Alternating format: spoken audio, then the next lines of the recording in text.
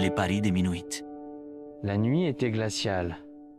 Une de ces nuits où l'air mordait la peau, comme une lame acérée, le groupe d'amis Jaden, Mia, Carlos et Elise tenaient serrés près du portail rouillé de l'ancien parc d'attractions, abandonné depuis près d'une décennie. L'endroit était enveloppé de légendes locales, évoquant des accidents tragiques et des événements étranges. « On va vraiment faire ça ?» demanda Ellie, sa voix tremblant légèrement. Carlos afficha un sourire malicieux, sa lampe torche éclairant son visage plein de défis. « Tu ne vas pas te dégonfler, hein ?»« Bien sûr que non, » répondit Ellie, en serrant plus fort les pans de son sweat à capuche. « Finissons-en vite » intervint Jaden avec impatience.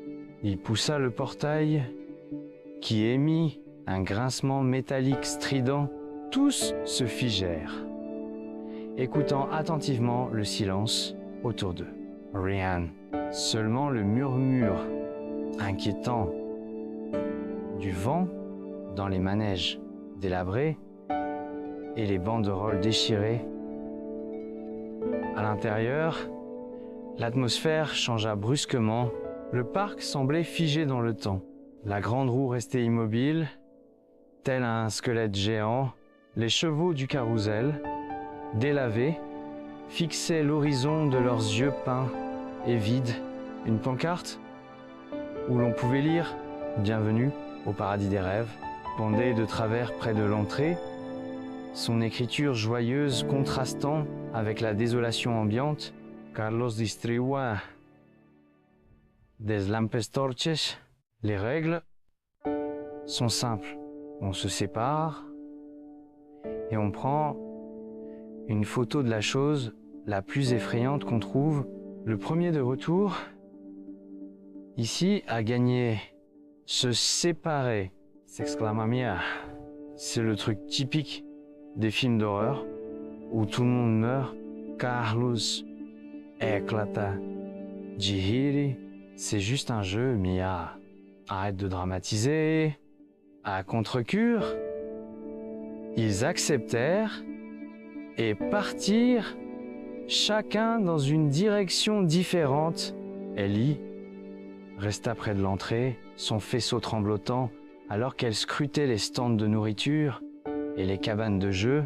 Elle se répétait que ce n'était qu'un parc vide, qu'il n'y avait rien à craindre. La découverte de Jaden, Jaden s'aventura vers les montagnes russes, dont les rails étaient tordus et brisés par endroits. Il avait entendu les histoires.